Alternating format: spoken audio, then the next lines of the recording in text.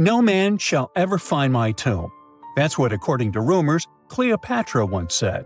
Rumor has it really wasn't about the gender. She wanted no living soul to disturb her, and I think she meant that no human would ever discover the location of her grave. But, surprisingly, it was indeed a woman who was closer than anyone before to finally discovering the Queen's resting place. Meet Kathleen Martinez Berry, a criminal lawyer turned archaeologist.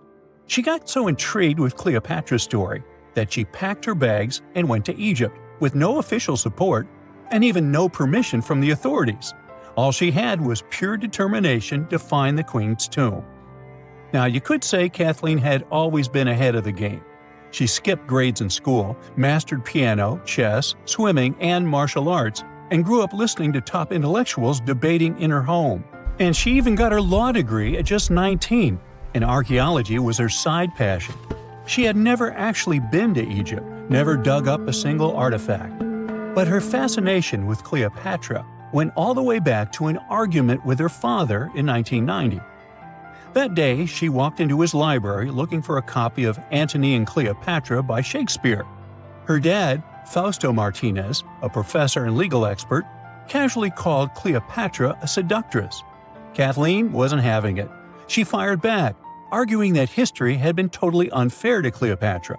The Romans, she said, wanted to destroy her reputation, and for centuries, people had just believed their version of the story. The debate went on for hours, and in the end, her father admitted maybe he had judged Cleopatra too harshly. That conversation changed everything for Kathleen. From that day on, she read every ancient text she could find, especially Plutarch's account of Cleopatra and Mark Antony. The more she learned, the more convinced she became that Cleopatra wasn't just some queen who fell for the wrong guy. She was a genius, playing a dangerous political game to keep Egypt independent. And the more she read, the more she started thinking, what if everyone had been looking for Cleopatra's tomb in the wrong place? That thought stuck with her. When she was caring for her second child, she earned a master's in archaeology. Multitasking. That reignited an obsession that would take over her life, uncovering the truth about Cleopatra.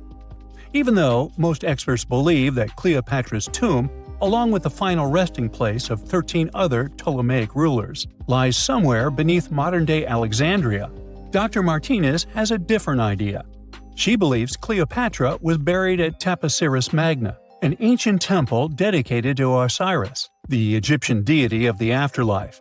But she still needed an ancient foundation plate. These plates, about the size of a smartphone, were placed beneath important temple structures and often contained inscriptions explaining when and why the temple was built. If she could find a plate that confirmed the temple was dedicated to Isis, Cleopatra's patron deity, she'd have solid proof that this was the right place to look. Nothing could deter Martinez. She excavated the entire temple site, digging deeper than anyone before her. Her team found coins with Cleopatra's name and face stamped on them. It meant Cleopatra had a direct connection to this site. Then, they uncovered something even more interesting: a tunnel used to bring water to people, leading straight from the temple into the Mediterranean Sea. So, if parts of the temple had already sunken into the water, could Cleopatra's tomb be down there too? Martinez needed proof to convince Egyptian authorities to let her search underwater. And, against all odds, she found the missing foundation plate. On it, the pharaoh offered a large area of Nubia to deity Isis. That was it, the confirmation she needed. The temple was indeed dedicated to Isis, proving her theory wasn't just speculation. If one temple was on land, Martinez suspected the second temple, possibly Cleopatra's tomb, had collapsed into the sea. She needed help from experts in underwater archaeology, so she reached out to Robert Ballard, the guy who discovered the Titanic. With support from the Egyptian authorities, she and her team began exploring the waters off the coast of Alexandria. And what they found was mind-blowing. Underwater, they discovered massive stone structures, some standing 6 to 10 feet tall, right where the coastline would have been thousands of years ago. They also found basalt blocks, the same material used in the statues from the first temple. That meant one thing: those weren't just random rocks. They were the remains of a lost city, buried beneath the sea for centuries. Now, we can only wait and see whether Martinez and her team will be able to unravel one of the greatest mysteries of the past left by the outstanding woman that was Cleopatra. Here's some backstory. After her father, Ptolemy VII, passed away, Egypt's throne went to both Ptolemy VIII and Cleopatra, or so it seemed. Cleopatra, just 18 at the time, allegedly married her 10-year-old brother. Yeah, ancient royalty had some different customs, though there's no solid proof of that. But sibling love didn't last long. Young Ptolemy decided he wanted all the power for himself and tried to push Cleopatra out. Forced to flee the country, she didn't just sit around feeling sorry for herself. She raised an army, ready to march back and take what was hers. That's how, at 21, she was already in the Sinai Desert, leading an army and planning her return to the throne. Now, by that time, Cleopatra had already been locked in a powerful political, and not only political, alliance with Julius Caesar. In June 47 BC, she gave birth to a son, Ptolemy Caesar, better known as Caesarion, who, many believe, was Caesar's child. But that didn't stop her from playing by Egyptian royal rules. And her husband number 2, her other brother, Ptolemy XIV. Yep, despite her ongoing affair with Caesar, Cleopatra married yet another sibling, because, in her world, keeping the throne in the family was the name of the game. Now, marriage aside, Cleopatra's bond with Caesar stayed strong. She even traveled to Rome with Ptolemy XIV for a state visit. But instead of playing the role of a dutiful queen, she stayed in Caesar's private villa by the Tiber River. But after Julius Caesar lost his life in 44 BCE on the Ides of March, Cleopatra's political standing became shaky. To make matters worse, her brother-husband Ptolemy XIV passed away soon after, and some suspect Cleopatra had a hand in it, leaving her as the sole ruler of Egypt. Meanwhile, back in Rome, Mark Antony was rising to power as Caesar's presumed successor. Wanting to size up the Queen of Egypt, he summoned Cleopatra, and she did not disappoint. Sailing into town on a lavish barge, dressed as a deity, Cleopatra made quite an entrance. Antony was instantly mesmerized, so much so that he left his third wife back in Rome and followed Cleopatra to Alexandria, where their relationship turned into a full-blown royal affair. The two had 3 children together. Together, they waged war against Caesar's adopted son, Octavian, in a battle for control of the Roman Empire. The last time the queen was seen, she was in her mausoleum, dressed in full royal splendor, diadem on her head, lying on what Plutarch called a golden couch. When Antony and Cleopatra lost at Actium, Octavian's forces marched into Alexandria. Cleopatra apparently knew the end was near, so she locked herself inside her mausoleum, surrounded by gold, silver, pearls, and priceless art. Those were the treasures she threatened to burn rather than let the Romans take them. Antony, meanwhile, wasn't going to let the Romans capture him alive. He wounded himself with his own sword, but before he passed away, he was carried to Cleopatra's side. She held him as he took his last breath in her arms. A little over a week later, Cleopatra made her own choice. Rather than face humiliation as Octavia's prisoner, she ended her life. Legend says it was the bite of a deadly asp, though history isn't quite clear on that. At the time, Cleopatra was only 39. Sounds like a rather full life to me. In November 1922, a boy walked through the desert mountains of Egypt and discovered some ancient steps carved into the rock. Subsequently, this find became one of the world's largest and most significant archaeological discoveries. This step was part of Tutankhamun's untouched tomb. Archaeologists found about 5,000 ancient objects, including jewelry, fabrics, painted vases, and funeral masks. You've probably seen one of them. It has become one of the most recognizable attributes of ancient Egypt. More than 100 years have passed since then, and now humanity has finally become close to another large-scale discovery, the tomb of Cleopatra. This queen was the last active ruler of the Ptolemaic Kingdom of Egypt, who sat on the throne from 51 to 30 BCE. There are many ancient records about Cleopatra, her reign, and her unusual personality, but until now, no one has discovered the secrets about her passing away in the burial place. So, one archaeologist, Dr. Kathleen Martinez, has been studying ancient records and temples around Alexandria for decades and concluded that the tomb of the queen should be located under the ancient city of Taposiris Magna, founded in 280 BCE. It was a big city on the northern coast of Egypt where tens of thousands of people were engaged in trade and industry, and it seems that Dr. Martinez's guesses turned out to be correct.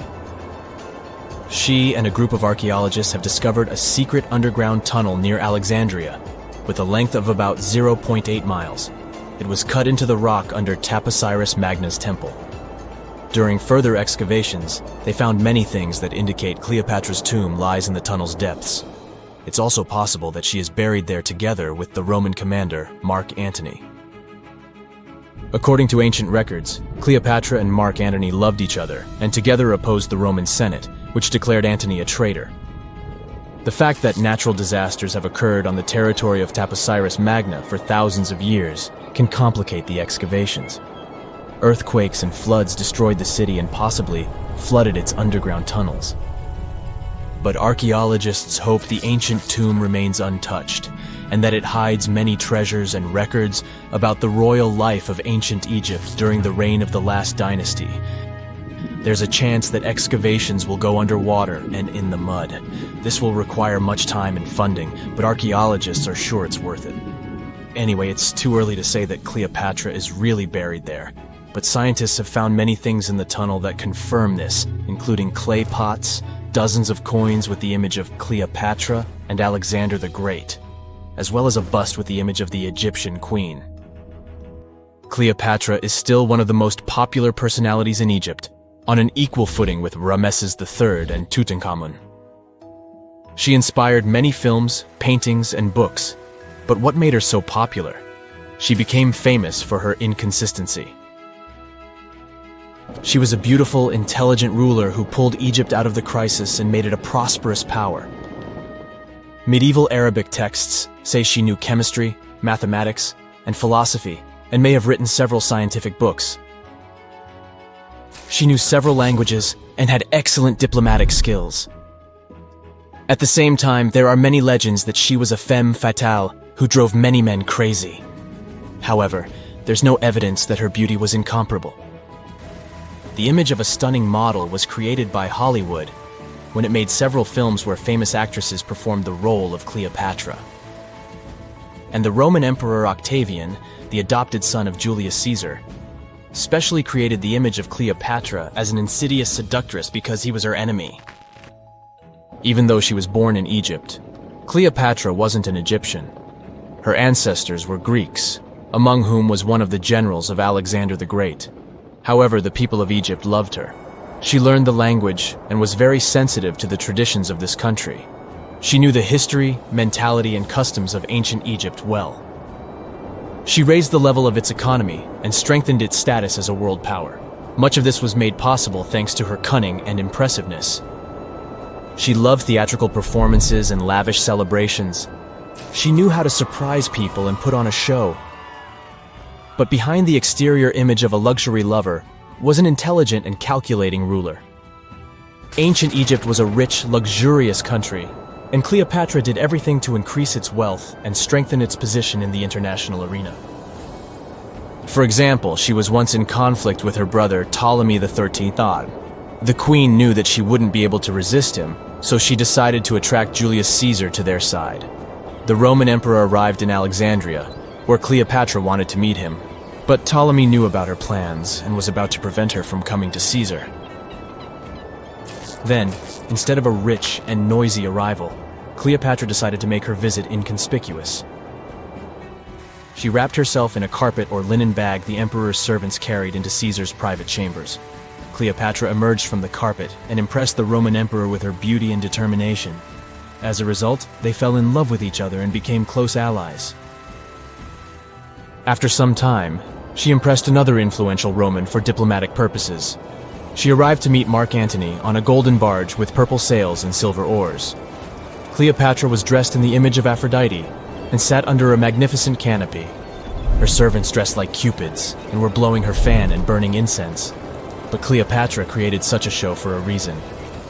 She knew that Antony revered Greek mythology and considered himself the embodiment of Dionysus. As a result, he was so impressed with this woman that he ended up marrying her. Cleopatra defended her crown, strengthened her alliance with Rome, and bore Antony 3 children. In Egypt, they threw big parties and enjoyed wealth with power. However, the relationship of a high-ranking official with the Egyptian queen caused a scandal in Rome. Octavian was Antony's primary opponent in the struggle for power, so he exploited the situation to darken the competitor's reputation. He used propaganda to make Cleopatra an insidious seductress in the eyes of Roman citizens. He accused Antony of succumbing to her charms. The Roman Senate supported Octavian and declared Cleopatra an enemy. In 33 BCE, this conflict reached a high point when Antony's navy clashed with Octavian's fleet. The latter won and forced his enemy to flee to Egypt with Cleopatra. According to some records, they took refuge near Alexandria. Pursued by the Romans, they hid in one of Cleopatra's palaces and met their end. Some legends say that Cleopatra was an expert in poisons. She provoked a venomous snake, a viper or an Egyptian cobra, to bite her. Also, according to another legend, she pricked herself with a poisonous needle. There's a theory that Cleopatra always carried an ampule with poison inside her hairbrush. And when she was cornered, she soaked the needle with this poison and pricked herself. None of this can be said for sure. Scientists are still trying to find out the truth. Perhaps when they reach Cleopatra's tomb, the world will get more answers about her tragic fate. She is considered the last ruler of Egypt. After her passing, Octavian plundered her palaces and temples and returned to Rome, where he became the main emperor. He successfully ruled the country and expanded its borders. His reign ended when he turned 75. World history would have looked different if Cleopatra and Mark Antony hadn't lost that naval battle. By the way, did you know that more time has passed between Cleopatra's reign and Neil Armstrong's flight to the moon than between the reign of the Egyptian queen and the construction of the Great Pyramid of Giza? Armstrong took a step on the Earth satellite in 1969, 38 years after the birth of Cleopatra. And the construction of the pyramid took place in 2560 BCE. Imagine how long the history of ancient Egypt is. Cleopatra is closer to us in time than to the pyramids. So looky here, scientists discovered ancient artifacts near King Tut's tomb. Turns out, his VIP final resting place looks more like a public graveyard with about a dozen wooden coffins that's been there for around 3,600 years. Now, okay, I might have exaggerated a tad. The 11 tombs weren't exactly right next to King Tut, but they were close, near the same city of Luxor. New findings in Egyptian tombs can help us piece together what life was like in ancient Egypt. And guess what? Ancient Egyptians seem to have been remarkably like us, modern humans. Say, the women have always loved jewelry, and archaeologists retrieved a beautifully made necklace with 30 amethyst beads and 2 agate beads, plus a hippo head amulet. Bet it was all the rage back then. Researchers also discovered 2 copper mirrors. One had a handle shaped like a lotus, and the other was decorated with Hathor, the ancient Egyptian deity of the sky, women, fertility, and love. These recent excavations near Tutankhamun's burial site led to another jaw-dropping revelation. For the first time in thousands of years, fragments of Queen Hatshepsut's Valley Temple were uncovered. This fearless woman was thought to be the second female pharaoh, who ruled with both courage and wisdom, leaving a legacy as solid as the stones themselves. Her temple, hidden for ages, opens a window into a time filled with power, intrigue, and spiritual devotion.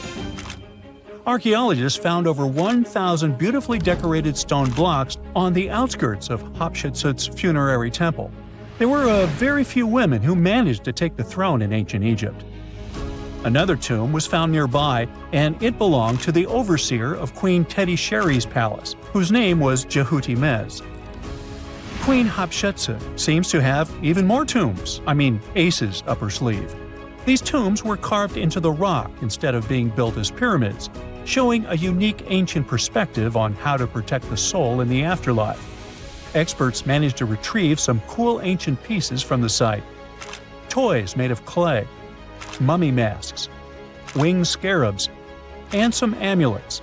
Sadly, there surely used to be way more artifacts, but over the last centuries, there have been people other than archaeologists to stumble upon this site. It's likely that looters got to these tombs before them and may have taken some valuable items. But they did leave behind some cool stuff for the researchers, like pottery used for offerings of bread and meat, along with archers' bows that connect the tomb's owners to the Egyptian military. Meanwhile, soul protection is way more important than you might think, especially if you're roaming around Luxor looking for ancient secrets. You aren't scared of King Tut's curse, are you? Let me tell you what happened to those who weren't scared, but promise me to take it with a dash of salt, okay?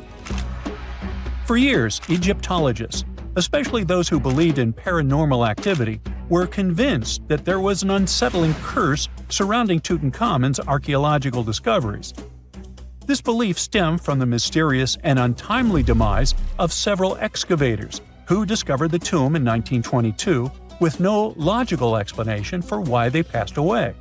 It was just easier to chalk it up to something supernatural and avoid the whole mess. But it turns out it wasn't a curse at all. It was likely the radiation that caused those excavators to perish. Now, you might wonder where the radiation came from. After all, while radioactivity was discovered in the 19th century, ancient Egyptians, despite their impressive pyramids, didn't have any radium lying around to make Tut's tomb glow like crazy. So, what could be the real story? It might have been toxic waste behind it all. Toxic levels of radiation from uranium and hazardous waste have been lurking inside the tomb since it was sealed over 3,000 years ago. The burial chamber of Tutankhamun's tomb reportedly has such high radiation levels that anyone who steps inside could easily end up with a fatal dose of radiation sickness or an incurable condition. By the way, you can have a somewhat similar level of radioactivity if you don't get rid of those moldy dinner leftovers you left to perish in your fridge a month ago. But this radioactivity isn't exclusive to Tutankhamun's tomb. Ancient Egyptian artifacts discovery is rewarding yet dangerous due to unusually high radiation levels in Old Kingdom tombs all over Egypt. Geiger counters have detected radiation at 2 sites near the Giza pyramids, and radon, a radioactive gas, has been found in several underground tombs in Saqqara. Interestingly, experts believe that the builders of these ancient tombs were aware of the toxins, as some eerie warnings were carved into the walls of many tombs. One inscription ominously declared, "They that break this tomb shall meet their end by a malady that no doctor can diagnose." Other ominous phrases like "forbidden," "due to evil spirits," only added to the fear that supernatural curses haunted these ancient sites. Ominous signs have stunned archaeologists since forever, but the fear grew even stronger a century ago with the mysterious passing of Lord Carnarvon, who funded King Tut's excavation in 1922 and reportedly explored the treasure-filled rooms, along with several others who entered the tomb. Arthur Weigall, another British Egyptologist who was present at the tomb's opening and is credited with starting the curse myth, passed away young when he was just in his 50s in 1934. Chances are the condition that made him pass was connected to radiation. In total, 6 out of the 26 people who were there when the tomb was opened met their end within a decade from various causes. Not only X-ray exposure, those reasons include asphyxia, stroke, heart failure, pneumonia, and even poisoning. Well, isn't this getting a little grim? There was one guy who opened the tomb and somehow managed to avoid the infamous curse, Howard Carter, or so it seemed. Some folks pointed to his survival as proof that the curse wasn't real. After digging up the tomb, Carter published several books on the topic and shifted gears from archaeology to dealing in antiquities for various museums. Despite dodging demise or injury, rumors swirled about how the curse may have impacted him in other ways. One of the big stories linked him to Lord Carnarvon's daughter, Evelyn. Some said he was madly in love with her, but she married someone else, so he chose to stay single. Others claim they had an affair while she was in Egypt, which ended when her father passed away and she left the country for good. However, there wasn't much evidence to support these stories. Evelyn was just 6 when they met, and they remained friends until his last breath. She was even one of the few attendees at his funeral, but denied any romantic involvement, saying they weren't that close. A year after the revolutionary discovery near King Tut's tomb, Evelyn married politician Sir Brograve Beauchamp and had a daughter. That same year, Beauchamp toured the tomb with his parents, guided by Carter himself. Carter never married and, aside from those posthumous rumors about Evelyn, had no other romantic connections. While the curse adds an intriguing twist to his life story, his tendency to keep relationships at arm's length was evident long before the tomb was opened. It seemed Carter just wasn't a people person. In 1939, after battling a serious illness, he ultimately succumbed to fate. He was 64, which was a pretty common life expectancy in the UK back then, so no one really thought it was off and linked it to an ancient curse. When he passed, it turned out he had several artifacts from Tutankhamun's tomb in his London apartment, which were eventually sent back to Egypt, marking what some viewed as the curse's end. Who knows? Maybe if he hadn't had all those ancient souvenirs at his place, he would have lived way longer. But all the other demises might seem off. The curse theory was likely fueled by some strange events during the excavation. Carnarvon got a mosquito bite that became severely infected, and around the time they opened the tomb, Cairo experienced a bizarre power outage and a freak sandstorm. Back in England, the Earl's dog, Susie, managed to escape from Carnarvon's house and began barking frantically at seemingly nothing. At least that's what the staff and family saw. Strangely enough, at the very moment her owner's heart stopped, Susie started howling and fell down without showing any signs of life. Maybe radiation didn't play a crucial role after all, and those were indeed ancient artifacts from King Tut's tomb that made them all perish. Spooky, huh? We all know some iconic symbols. The Statue of Liberty screams USA. The Eiffel Tower represents Paris. And this mask? Undoubtedly, it's Tutankhamun's, right? Sometimes it feels like historians have squeezed every last drop out of the King Tut story. But guess what? The most obvious details often slip right under our noses. Like the fact that this famous mask didn't actually belong to him, nor was it ever meant for him. Stick with me for the details. Can we get a close-up of that mask? Thanks. See those holes? Yep, they're for earrings.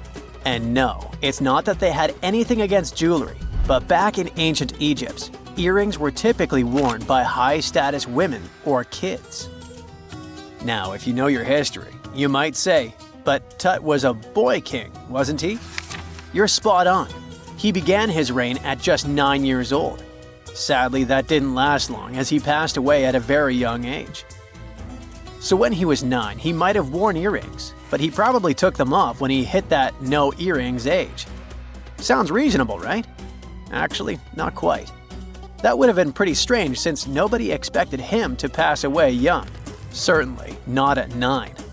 So no one was preparing a kid's mask for a burial. It's this untimely demise that suggests the mask used was simply the best option available when Tut passed away. There are more clues pointing to the idea that the mask was found in a hurry. Let's think about this. Even though Tut was mummified and his body could wait a bit, his loved ones wanted him to reach the afterlife ASAP. Some experts even believe the paint in the tomb was still wet when it was sealed. But look at his mask. It's a masterpiece. There's no way it was made in a rush. It's way more elaborate than other simpler cartonnage pieces. The renowned mask of King Tut stands 21 inches tall, adorned with precious stones, and features a golden beard that weighs 5.5 pounds, making the entire mask 22.5 pounds. Okay, I'm a bit confused here. So it seems like it was probably a kid's mask, but it had a beard? I've never seen a 9-year-old with a goatee, and I'm guessing you haven't either. Just think about it. A grown man's face compared to a kid's face. Fun fact for you, Our faces pretty much stopped growing at the age of 16, so by 19, Tut would have definitely had the face of an adult man. Can you imagine trying to fit a relatively small kid's mask on a grown man? That would have been super embarrassing, and no one would have let that happen. Right, let's dismiss the kid's theory.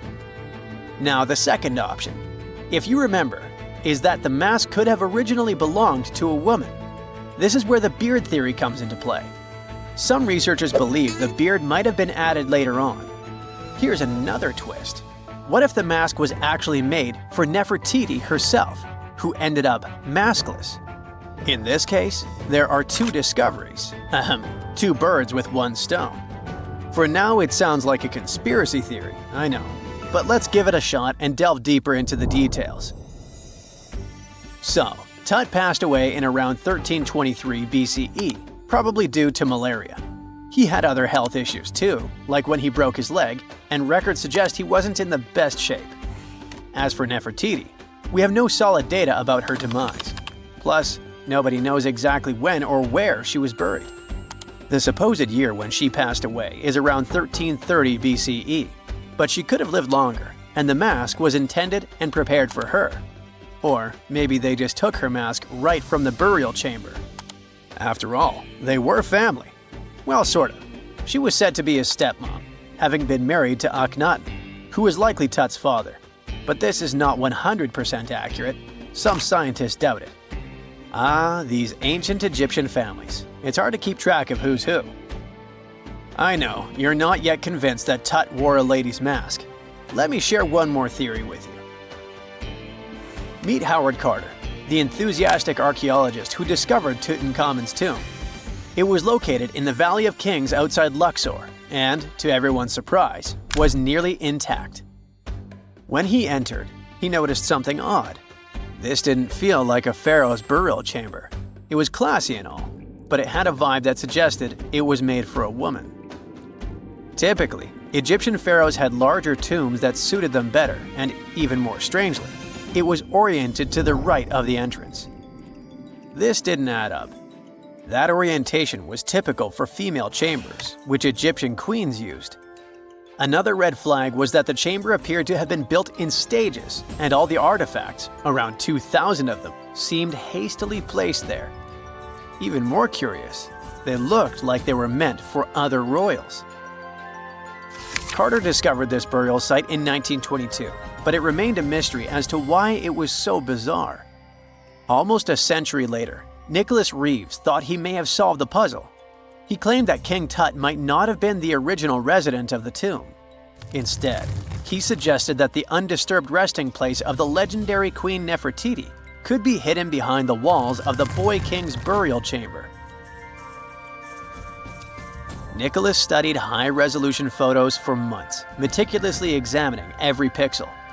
One day, he focused on detailed scans that revealed the texture of the tomb's walls beneath layers of paint. He spotted what he believed to be outlines of two doorways that had been blocked and plastered over to hide them from view. The more he looked, the more it seemed real. Could it be a tomb within a tomb? Nicholas theorized there was a hidden storeroom behind the western wall of King Tut's tomb, and his chamber might just be the outermost section of a larger corridor-style network of rooms. It all sounds fancy, but sorry to break it to you, Reeves' theory was debunked. To find out if he was onto something, experts had to use ground-penetrating radar to see the unseen. Reeves' idea was that if there were gaps, it could indicate the presence of additional rooms. And at first, in 2015, one expert even thought he had found a hidden room. But the glory didn't last for long. A year later, after double-checking, it turned out there were no hidden doorways. By the way, Nefertiti isn't the only legendary woman from Egypt whose burial site remains a captivating mystery. There's a cool legend about Cleopatra that you might enjoy. It's said that she once declared, "No man will ever find my tomb." Kind of fitting, right? After all, the person who's come closest to uncovering her final resting place is a woman. Fast forward a few millennia after she passed away, and while no man has located it, archaeologist Kathleen Martinez believes she might have cracked the code. She's been on the quest for Cleopatra VII's tomb for nearly 20 years and recently discovered a bust that she thinks represents the famous queen. However, not everyone is on board with her claim. Some experts argue that the bust doesn't resemble Cleopatra at all. Alongside this intriguing marble statue, Martinez's team also unearthed 337 coins, some of which, less controversially, feature Cleopatra's likeness. But the real part is that it's still not officially confirmed. There's no doubt about the existence of the small bust. It's carved from white marble, fits in one hand, and shows a woman wearing a royal crown, according to a translated statement from the Egyptian Ministry of Tourism and Antiquities. The big question, though, is who it actually depicts. While Martinez insists this statue is a representation of Queen Cleopatra VII, many other archaeologists argue that the facial features don't match, suggesting it likely belongs to a princess instead. Sorry, I can't resist the temptation of breaking the magic for a moment. Some folks believe that the whole idea of "no man will find my tomb" is misunderstood. Even if she did say it, what she probably meant was "no living soul," and it wasn't about gender at all.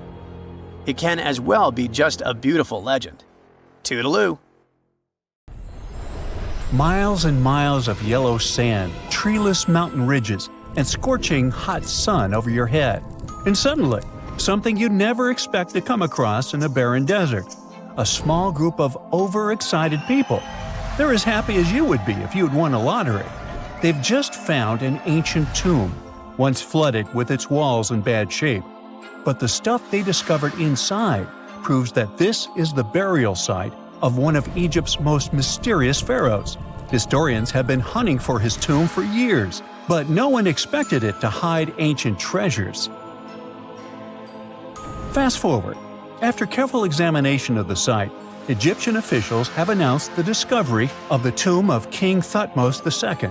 It's the last missing tomb from Egypt's 18th dynasty.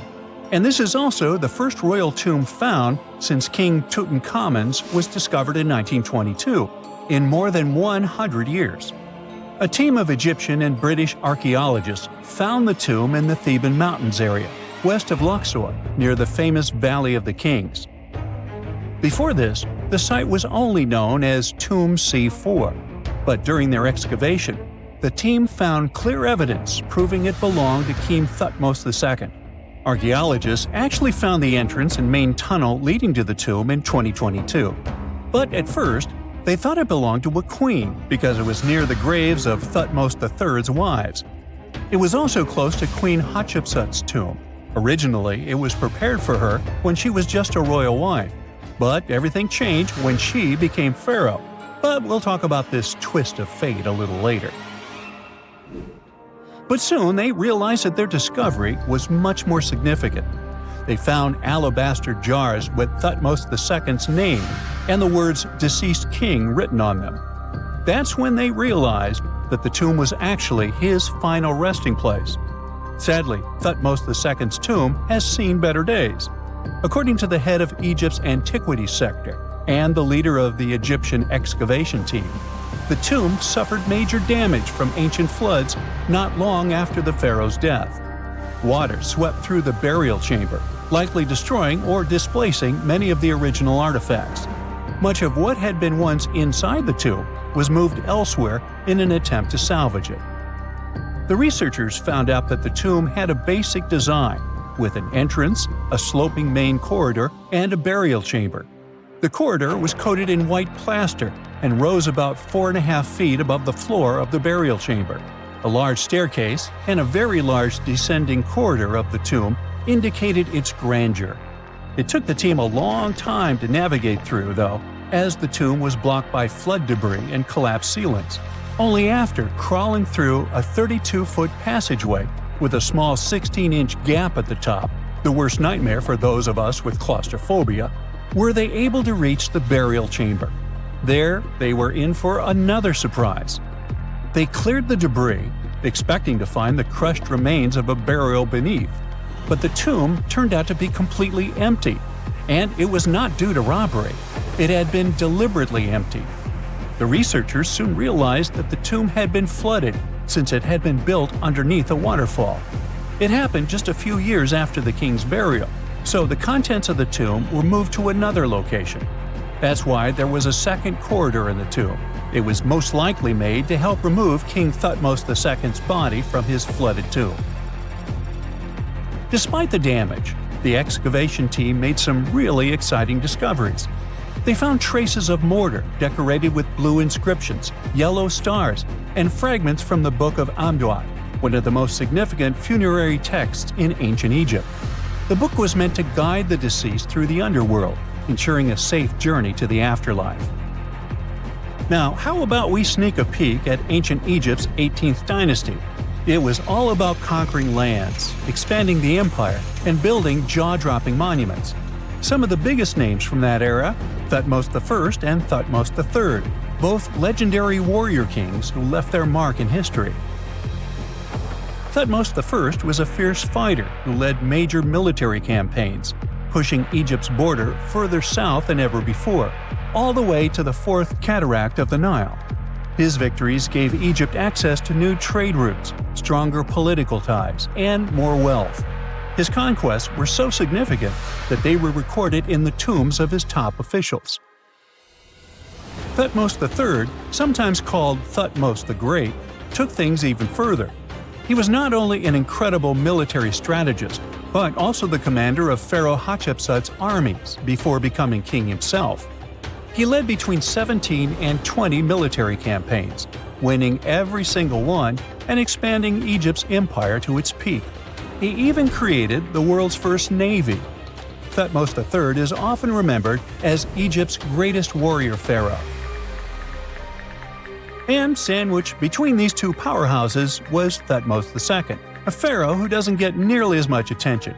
Hey, the middle child, right? His reign lasted only about 5 years before he passed away at around age 30 in 1479 BCE. He is kind of a mystery. No one really knows what he accomplished. For the longest time, even the location of his burial site was totally unknown. His body was actually found in the 19th century. It was just lying around in the mortuary temple of Deir el-Bahari, in a secret chamber where priests used to hide royal mummies centuries after their original tombs were looted by grave robbers. In other words, Thutmose II's body must have been moved from his original resting place at some point in history to protect it. During his lifetime, Thutmose II made at least one major impact on Egyptian history. He married his half-sister Hatshepsut. That might not sound like a big deal, but it helped her become Egypt's greatest female pharaoh after he passed. The catch? She kept her stepson, Thutmose III, off the throne for decades. When he finally took power, he erased her name from history out of spite. And still, Hatshepsut is one of Egypt's greatest pharaohs, no matter if you're talking about a man or a woman.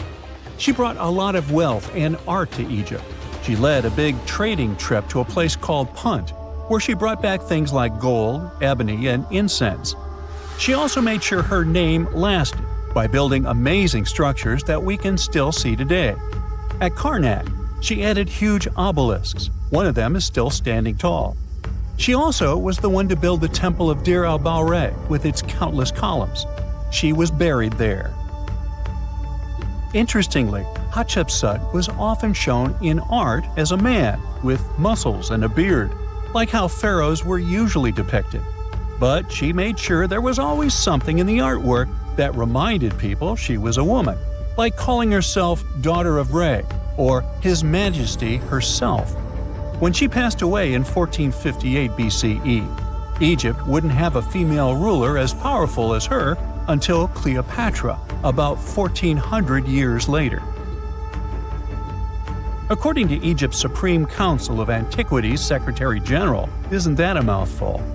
Hatshepsut's name actually appears in Thutmose II's tomb, meaning she might have even handled his burial.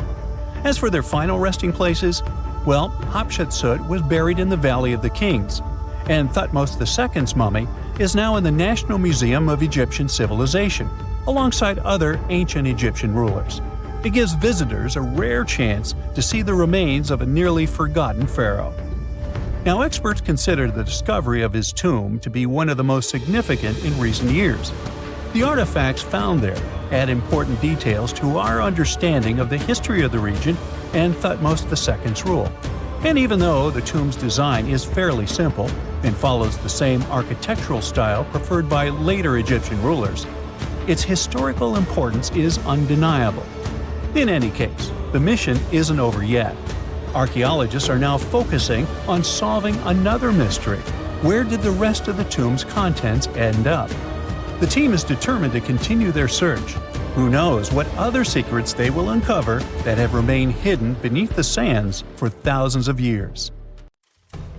You're digging in Egypt's famous Saqqara necropolis, also known as the ultimate VIP graveyard for pharaohs, when suddenly you find a giant pink door hiding something no one knew existed. Behind this giant stone door, one that wasn't supposed to open, by the way, you find a lost tomb of Egyptian royalty. Alright, history lovers, it's time to buckle up because archaeologists just pulled off something straight out of an Indiana Jones movie. Let's travel all the way to Saqqara, one of Egypt's most mysterious and treasure-packed ancient sites.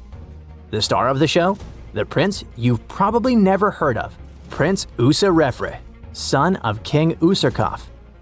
No one important, just, the founder of Egypt's 5th dynasty. No big deal. But the way his tomb was discovered… It all started with a massive door, made of pink granite, no less. But this isn't just a regular stone slab. This thing is about 14 to 15 feet tall and 4 feet wide. A giraffe could easily walk through it.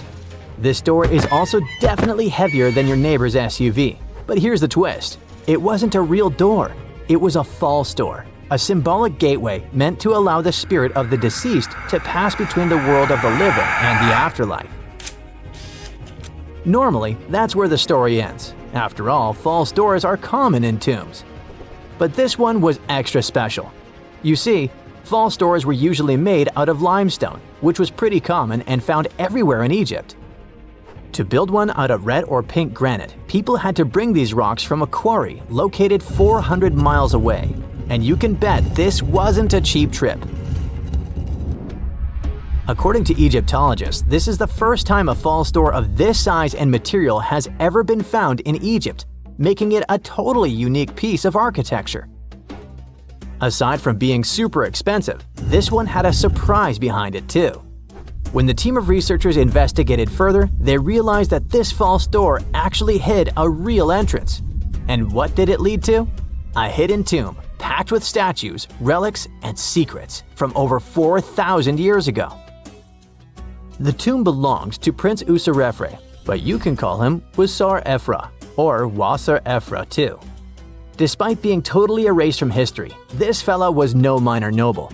The hieroglyphs on the pink granite door listed him as the hereditary prince, governor of Buto and Nekeb, royal scribe, minister, judge, and priest of chance. Phew! He was like the ancient Egyptian version of Daenerys Targaryen. These inscriptions not only identify his political and religious roles, but also suggest he held significant power in Lower and Upper Egypt, bridging both regions through his titles. One title in particular, the priest of Seker, links him to the deity of the necropolis, the one with the falcon head. This god was the patron of the living and god of the dead at the same time. So I guess the Forgotten Prince was sort of a big deal, considering that his tomb was placed in such a prestigious location within Saqqara. What's even more mysterious is that Prince Userefre doesn't appear in official king lists or royal family trees, which makes us wonder if he passed away before he could rule, or if his legacy was deliberately erased in one of ancient Egypt's classic political dramas. Some scholars now believe his erasure might be connected with shifting religious or political power struggles during the early 5th dynasty, especially as his father Userkaf was reshaping Egypt's religious order. And speaking of his father, King Userkaf was a total game changer. He wasn't just the founder of the 5th dynasty, he also kicked off a religious revolution by promoting the sun god Ra over older deities. That's right, Userkaf built the very first sun temple at Abu Sir, setting off a dynasty-wide obsession with solar worship. After Userkaf wrapped up his short but revolutionary reign, a whole lineup of pharaohs took the stage. Sahure, Neferirkare, Nusere Ini. Basically the boy band of the 5th dynasty. And these guys were all about two things: building pyramids and making money. They weren't just stacking stones, they were expanding Egypt's influence, opening up trade routes to far-off lands and blinging out their temples like it was nobody's business. Back in the tomb, things got even cooler. There was a beautiful red granite offering table covered with inscriptions detailing ritual foods, like an eternal menu for the afterlife, because they believed the deceased could magically eat this food. Fun fact, it was the funerary priests and their families that actually ate the food. There were also pottery shards, amulets, and painted walls, but the real showstoppers were the statues. And this is exactly where things get weird, in a good way. The team found statues of King Djoser, the guy who built Egypt's first pyramid, his wife, and their 10 daughters, inside Prince Userefre's tomb. Hold up. Djoser lived a few centuries before Userkaf, so what were his statues doing there? Turns out, scientists don't really know. These statues were built during the reign of King Djoser himself and probably belonged to that first ever built pyramid. Experts believe these statues were probably relocated during the 26th dynasty, thousands of years after Djoser, maybe to protect them from destruction, or maybe because they were still venerated. Basically, ancient Egyptians were hoarders, but classy ones. Scientists also know for a fact that some engravings and statues found there were made way later, which means that this tomb probably turned into a deposit for fancy stuff. Or maybe this was just really ancient interior decorating. Anyway, that wasn't all. There was another pink granite entrance on the eastern side of the tomb, with inscriptions linking back to King Neferirkare, another 5th dynasty pharaoh who also tried to build his own pyramid, but failed. And near this second entrance, archaeologists found something never seen before in Saqqara: a set of 13 pink granite statues, all sitting in a row on a high-backed bench, like they were waiting at the DMV of the afterlife. Some had elevated heads, probably representing the prince's wives, while others were missing their heads entirely. One black granite statue was found upside down. Maybe it had taken a tumble sometime during the tomb's long, quiet centuries underground. According to archaeologists, the positioning and head shapes suggest that these statues followed a strict social hierarchy, with the central figures likely representing higher status individuals, while the headless ones might indicate unfinished work or later vandalism. And speaking of black granite statues, another one was found standing proudly inside the tomb. Based on its design and inscriptions, it looks like it was placed there during the 26th dynasty, the same time those Djoser statues were probably moved in. This suggests the tomb didn't just sit abandoned, it was reused, adapted, and maybe even honored by later generations. And by the way, black granite was associated with Osiris, the god of the underworld, during the late period, which means that this statue's presence is a clue that the tomb was a ritual space long after the prince's death. All of this, giant granite doors, surprise statues, reused tombs, adds up to a truly thrilling find. Prince Userefre may not be a household name yet, but his tomb is now one of the most fascinating ever found in Saqqara. It tells a story not just of the Old Kingdom, but of how ancient Egyptians kept connecting to their past, even thousands of years later. So, what does it all mean? Why hide a tomb behind a fake door? Why pack it with statues from different eras? And who exactly was Prince Userefre? These are the kinds of mysteries that keep archaeologists digging and keep the rest of us fascinated. In the end, this discovery isn't just about one tomb, it's about how much is still waiting beneath the sands of Egypt. As more gets uncovered, we're reminded again and again that ancient history isn't gone. It's just sleeping behind massive pink granite doors.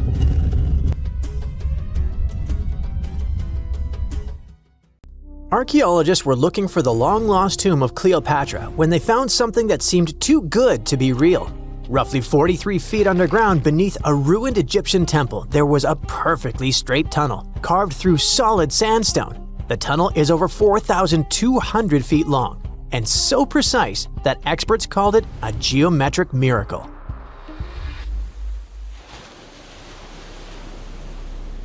The tunnel sits beneath an ancient city west of Alexandria, near Egypt's Mediterranean coast. The team that found it carefully peeled back layers of stone and debris until they hit this passage, about 6.5 feet tall, cut cleanly into bedrock. There were no collapse marks or wandering curves, just precision.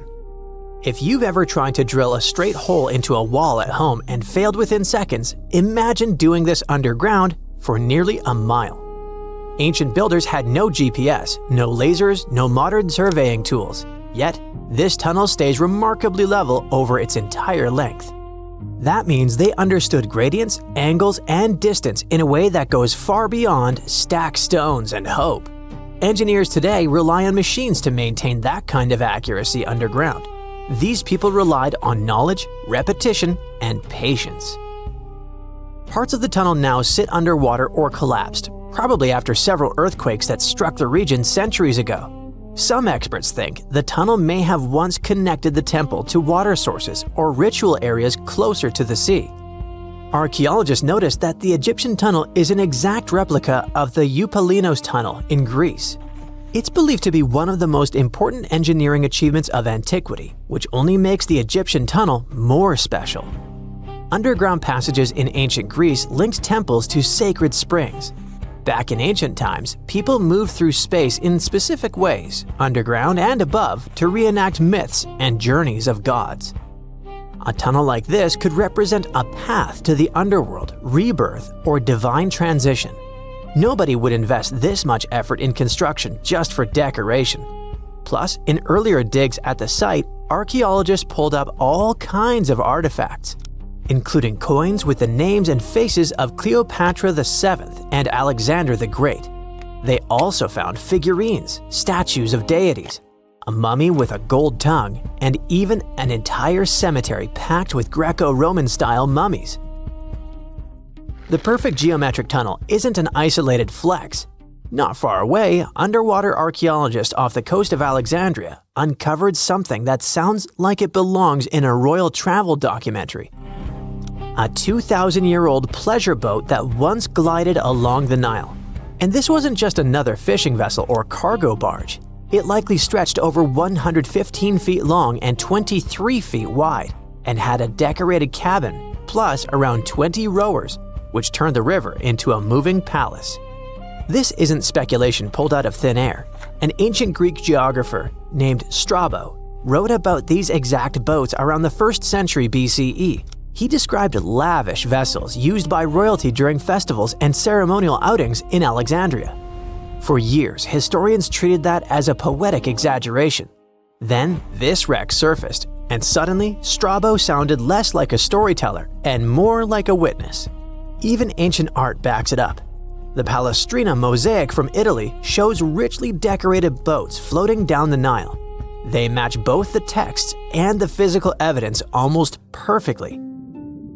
Inside the wreck, archaeologists found something small but incredibly human. Graffiti scratched into the wood in Greek. Just writing left behind by someone who stood on that deck 2,000 years ago. Researchers haven't fully decoded the text yet, but its existence alone matters. It tells us this wasn't just a floating symbol of power. People lived on it. It was sort of like a modern luxurious yacht, and the Nile was like a highway. All types of vessels with passengers were moving back and forth, visiting friends, carrying their goods for trade, doing business, and, of course, going on pleasure cruises. The location of the pleasure boat makes the story even better. The boat sat near the temple of Isis on Antirodos, an island that once hosted royal and religious buildings before earthquakes and rising seas erased it from the surface. That temple collapsed around 50 CE, and researchers believe the boat may have sunk during the same disaster.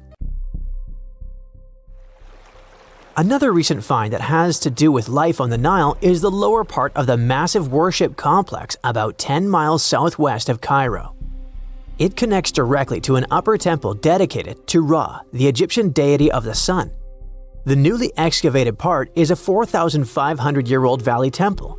The upper temple sits on higher ground, and archaeologists excavated it years ago. The valley temple is closer to the Nile, and it's connected to the upper part by a causeway. A German Egyptologist actually started excavating part of the temple back in 1901, but the groundwater sat much higher then, and he had to stop. Now, the groundwater level is lower, and a modern team has managed to excavate about half of the Valley Temple since 2024. Once they got in, archaeologists uncovered the remains of a columned entrance portico. Then they found blocks carved with a calendar of religious events, almost like an ancient public schedule.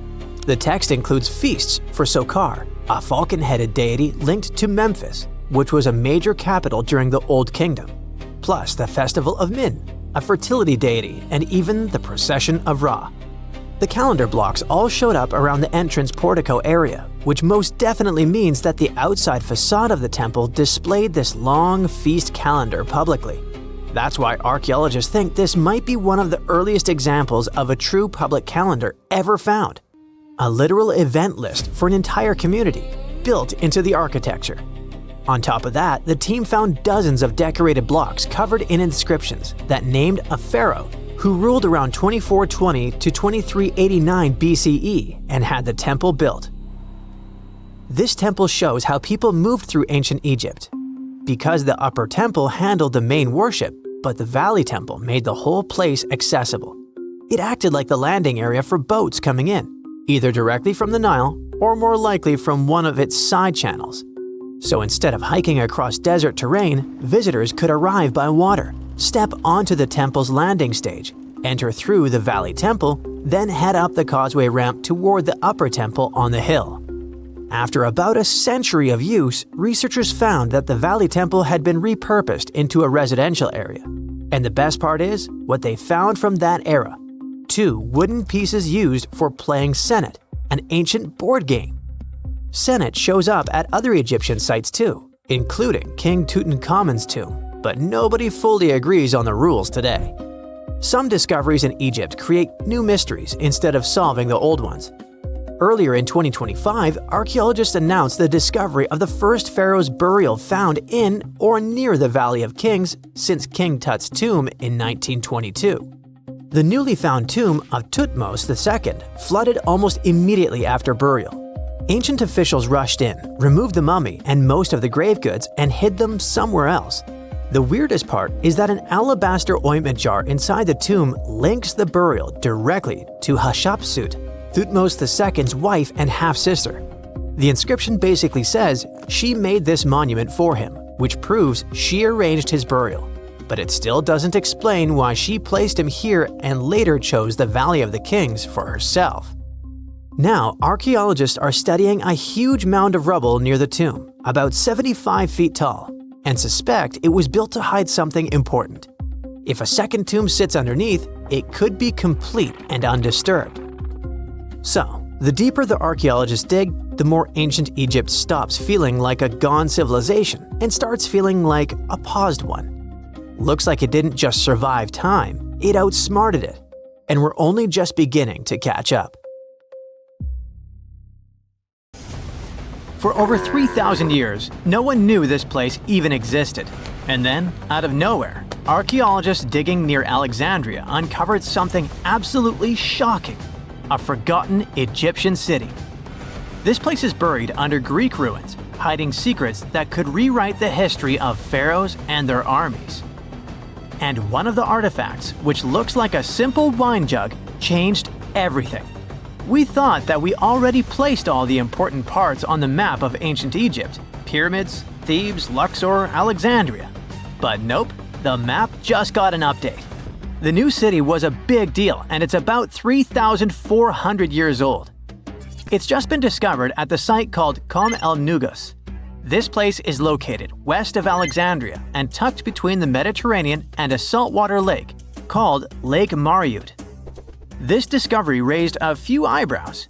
Scientists thought that this place used to be empty and that it was only settled by the Greeks in about 332 BCE.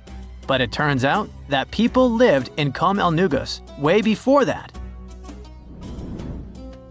When archaeologists were digging through Greek ruins, they started noticing something unexpected. Mud brick walls. Yep, you know, the pyramid type.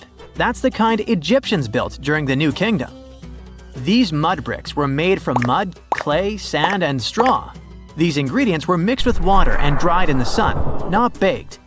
Egyptians used them for thousands of years to build houses, temples, palaces, and yes, the pyramids. Of course, other civilizations did use mud brick too, but Egyptian mud brick is kinda quirky. They used straw that grew in their regions, layout styles, and mortar. That's what helped the experts realize that Egyptians used to hang out in Qom el-Nugus. That alone raised eyebrows, and then they found more. An entire street layout, buried structures, and even a temple built by Ramses the Great himself. His name speaks for itself. This guy was one of the most famous pharaohs in all of Egyptian history. He ruled ancient Egypt for 60 years, fought huge battles, and just loved building tons of stuff like that temple. People loved him so much that later pharaohs literally pretended to be him or wrote his name on their buildings. That's when archaeologists realized that they weren't looking at some dusty mud bricks of a tiny village. That's an entire buried city. They immediately started digging more. Turns out the whole place wasn't random. It was built with great care. The streets had drains to stop rainwater from damaging the soft mud brick walls. There were also small tomb chapels with writings about soldiers. This suggests this place might have been the military base, and that changes a lot. In ancient Egypt, when the military showed up, there must have been a reason. So what was it? Protection? Conquest? Control of something important? In the case of this city, it was probably about wine, water, and trade on the edge of the desert. What's even crazier is that we still don't know just how big it was. The team has only uncovered part of it so far.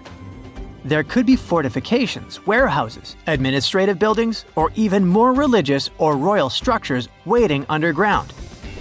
We also don't know what this town was called in ancient times. That name is still buried. But it might be uncovered someday, maybe inside a wall, maybe on a scroll, maybe on another broken jug. One of those already turned out to be a mind-blower. A chunk of a ceramic jar, called an amphora, had a royal seal pressed into it, and that seal bore the name Meredaton. Princess Meredaton wasn't just anyone. She was the eldest daughter of Queen Nefertiti and the older sister of King Tutankhamun. Yes, that's right. Both Nefertiti and King Tut were involved here. All that was about a century before Ramses the Great built one of his temples here. Looks like the city was founded back in the days of another pharaoh, the pharaoh Akhenaten, husband of Queen Nefertiti, father of Princess Meredaton, and future king Tutankhamun. That guy, Akhenaten, was a bit of a wild card. He was the type who really gets weird about one of his interests. He tried to completely change Egypt's religion, forcing everyone to worship the sun disk called Aten instead of the usual deities. He basically told all Egypt that all their mythology was wrong, and from now on, there will be no more Osiris, no more Thoth or Set. Just raw sunlight only, people. That's known in history as the Amarna period. And he went all in, changed his name, built an entirely new capital city called Amarna in the middle of the desert, redesigned temples, rewrote hymns, and even banned traditional religious imagery. Even the art got wild at the time. People started getting elongated heads, belly rolls, and all that humanity and vulnerability carved into stone. It was deliberately weird. He wanted to show the family not as perfect gods, but as human vessels of divine light. Everyone had to awkwardly smile and play along because he was the pharaoh after all. The wackiest part is that after his rule, his son, Tutankhamun, reversed all the sun disk-related stuff. He literally changed his name from Tutankhaten, which means living image of the Aten, the sun disk, to Tutankhamun, which means living image of Amun, one of the great older deities. King Tut brought back the old deities, reopened the temples, and erased as much of Akhenaten's legacy as possible. Looks like his family didn't really like the sun cult after all. Meanwhile, this discovered wine jug shows that the city was probably active, thriving with life during Akhenaten's times. That's huge! Up until now, there was no clear evidence that his radical ideas and projects extended all the way to the north. The jug also shows that vineyards and wine production reached all the way to the north in ancient Egypt. Wine really was a huge deal, worthy of placing a military base here. Princess Meritaten most likely used this jug. Just like with her brother, she was born into the sun and named after it. Her name, also spelled Meritaten, meant beloved of the Aten. As the eldest daughter of Pharaoh and his queen, born right into the middle of radical religious changes, she was raised to perform the future queen's duties. From her earliest years, she walked in temples alongside her mother Nefertiti, shaking the sistrum in solemn rituals. She was there when Akhenaten established his capital city, Amarna. He clearly loved his family. Meritaten's face was etched into its stone walls more than anyone else.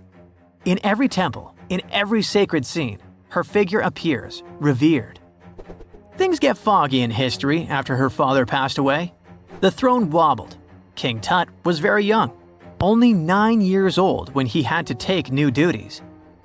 Meritaten seemed to have been a brief step between her father and her younger brother. She married someone called Smenkhkare. History isn't even sure who that mysterious man was. Could have been a puppet, a phantom king in a crumbling dynasty. May have even been her brother. Whatever the truth was, these two took power and ruled together for a while.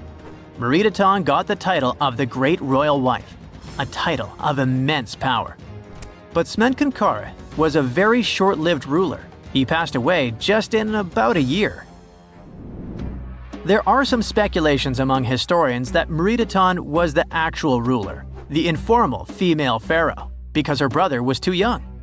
Some theories say that she raised Tutankhamun and became a sort of queen regent, mentoring the child who would be used to restore the old order. But all this is unconfirmed. It's very hard for historians to find information about that time because the Amarna period was later condemned. The successors wanted to wipe away Akhenaten's heresy and everything attached to it. This included Meritaten. So even if she ruled, even if she mothered Tut, they tried to bury her in the sands of history. In any case, perhaps this new uncovered city will tell us more about the mysteries of the Amarna period, one of the most chaotic periods of ancient Egypt.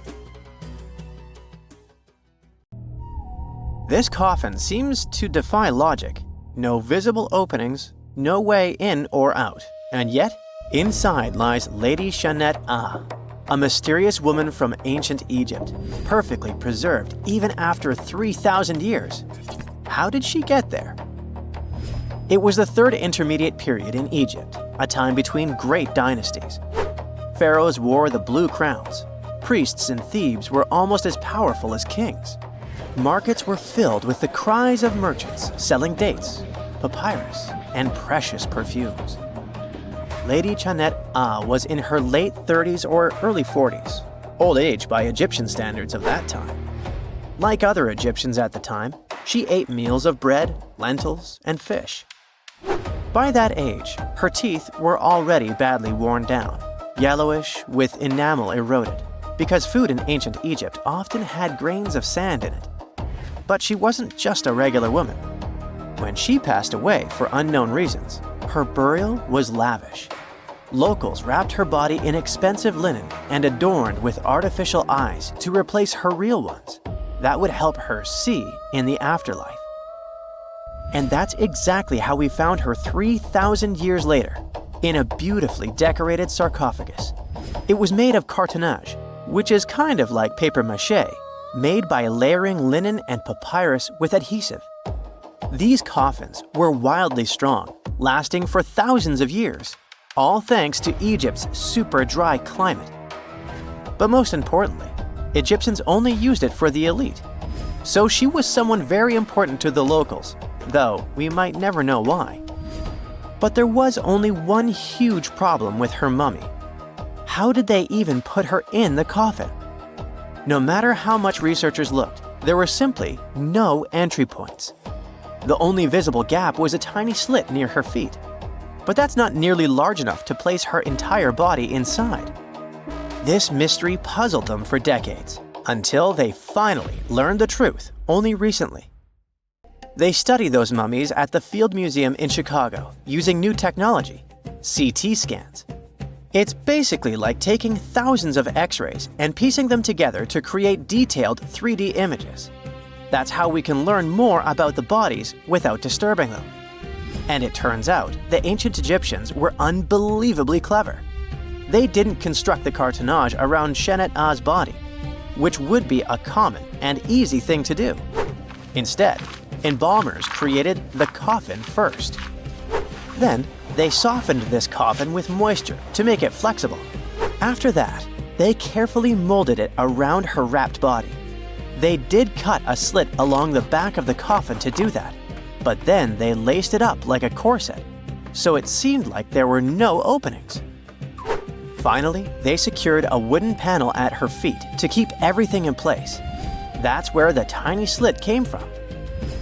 Usually, the insides were removed and put in jars, symbolically guarded by the 4 sons of Horus. Egyptians believed that the deceased would need all that stuff once they got into the afterlife. They also thought it would help preserve the body for ages, which, as we can see, worked amazingly well.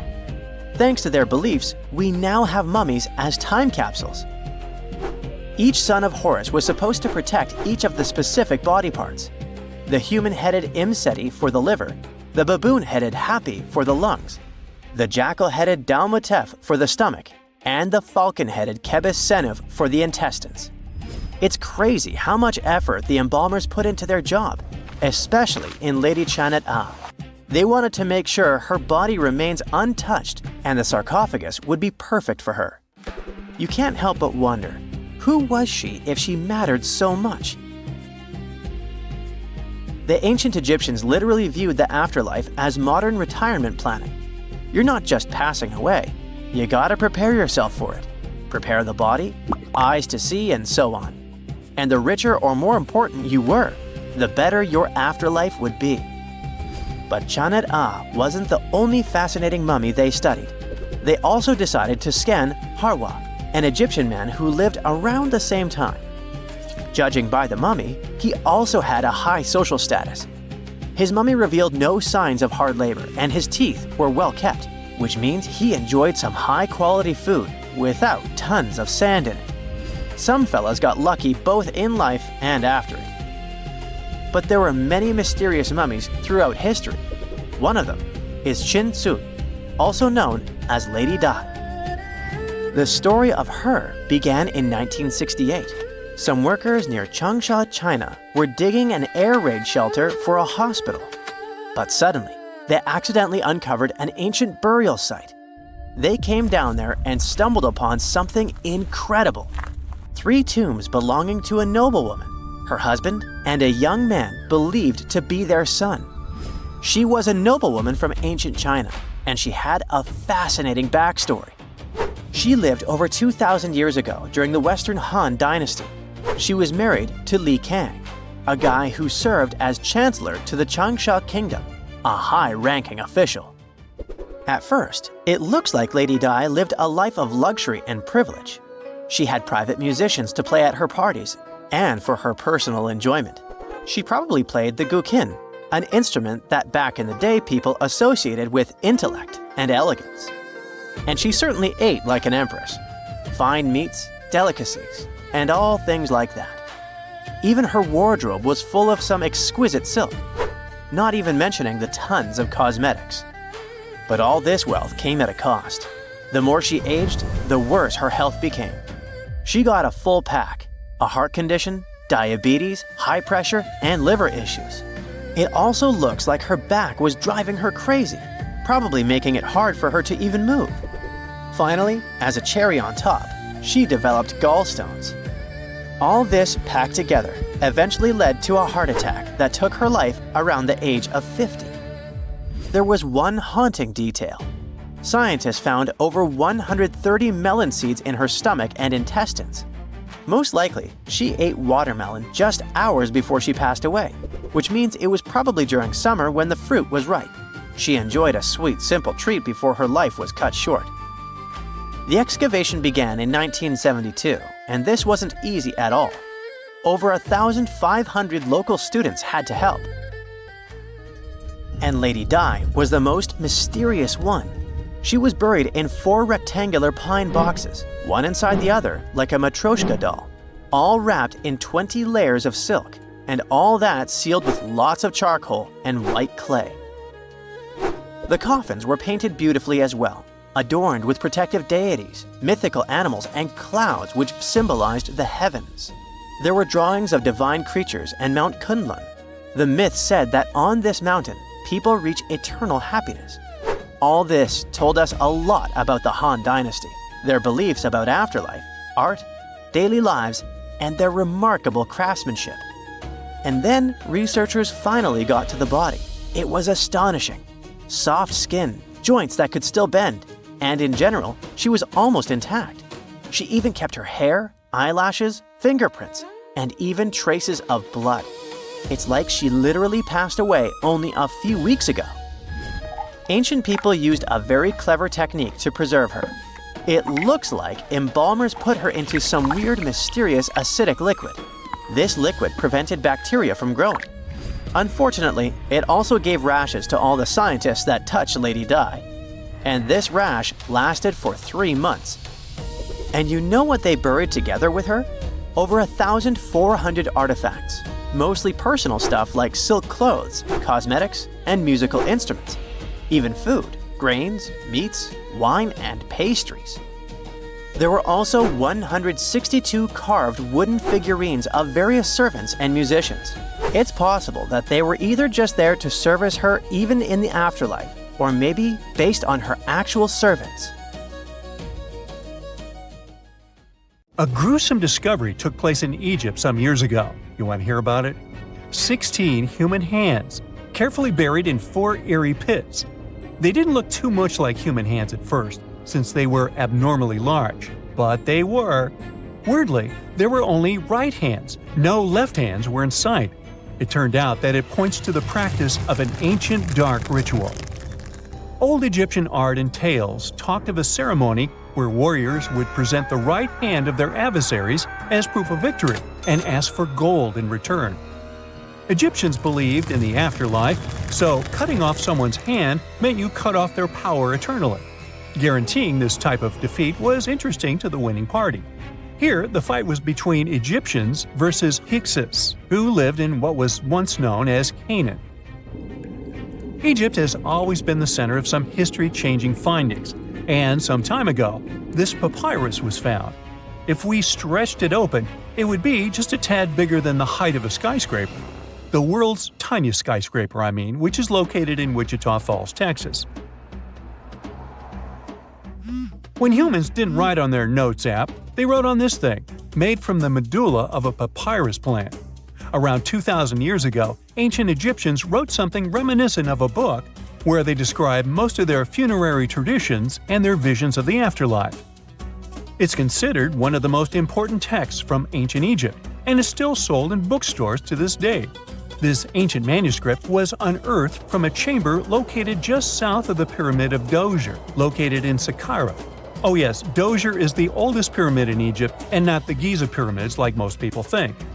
So recently, the site of Saqqara buzzed with excited archaeologists who probably found one of Egypt's oldest complete mummies. They believe that this beautiful and well-preserved mummy was that of a wealthy man. He was discovered in a deep shaft, covered in layers of gold leaves. There are many symbols that show he was an important and wealthy man, like the band he wore on his head, the bracelet on his chest, and the fact that he was embalmed with a tunic, which was reserved for Egypt's finest. The most exciting part of the entire discovery was finding the resting place sealed with mortar, just as the ancient Egyptians had left it 4,300 years ago. Now this may sound weird, but back in 2008, archaeologists discovered a missing pyramid. Now, it went missing because it deteriorated over the span of 4,000 years. Today, you can only see its base. It was a pretty important site back in ancient times. It is said that around the area of the pyramid, the ancients hosted a special type of ceremony where high priests would carry mummified remains of sacred bulls. Now, here's a fun fact. Ancient Egyptians believed that Apis bulls were earthly incarnations of the city deity of Memphis and was connected to rites of fertility. It wasn't just any Apis bull, though. They needed to be all black, with a single white mark between its horns and a bunch of very specific characteristics. They were selected by the local priests and honored until they passed away. After that, they were mummified and buried in underground galleries. Meanwhile, this missing pyramid sort of disappeared around the 1800s. It was a German archaeologist who first found it in the village of Saqqara.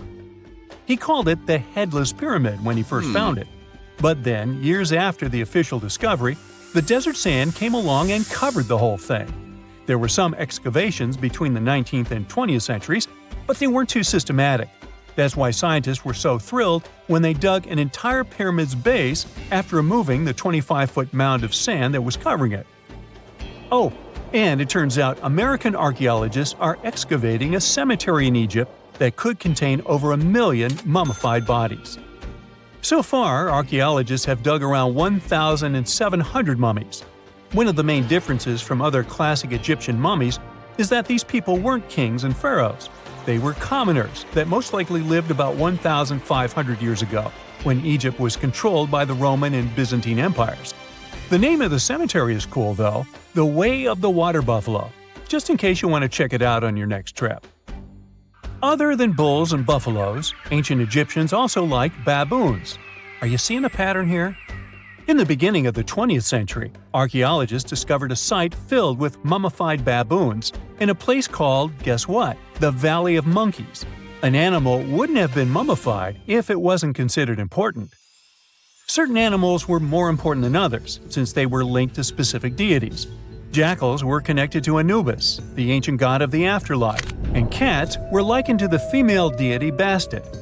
Baboons were a pretty big deal, since they were believed to be connected to Thoth, the deity of wisdom and advisor to Ra, one of Egypt's supreme deities.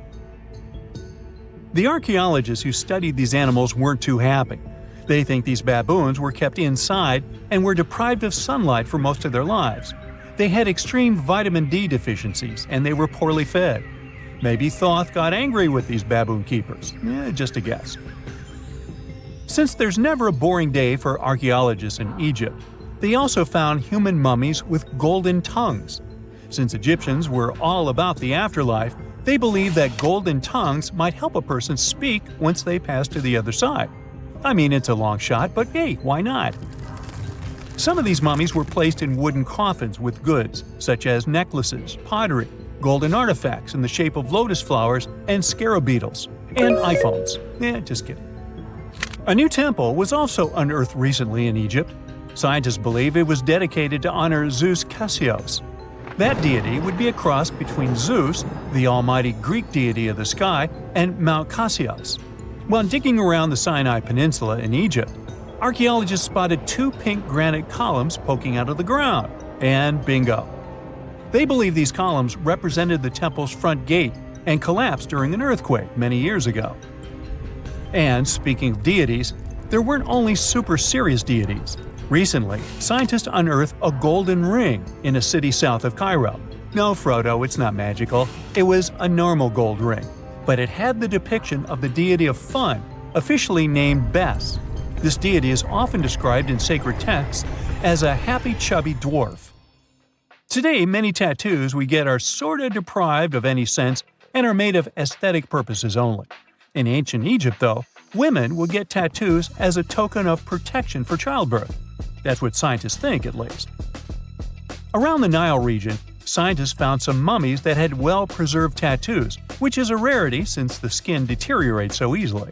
2 of these women tattooed their lower backs, and the drawings were simple. They were mostly pictures, including that same chubby dwarf we just talked about, Bes. He also had a side hustle as the protector of women during childbirth. Now, would you believe me if I told you ancient Egyptians invented robots? No? Well, that's because that's not entirely true. Sure, they were astronomers, mathematicians, and engineers, and somehow they also squeezed an eccentric invention into that package, an automated deity some scientists called Hathor. This wooden statue had been in the Metropolitan Museum of Art for years before someone noticed its secret. With the help of an X-ray machine, specialists discovered a mechanical operating system inside it. The pulley-like axis goes from the statue's shoulder to her left leg. When the system rotates, the statue raises and lowers her hand. Hey, pick me! I got my hand up here.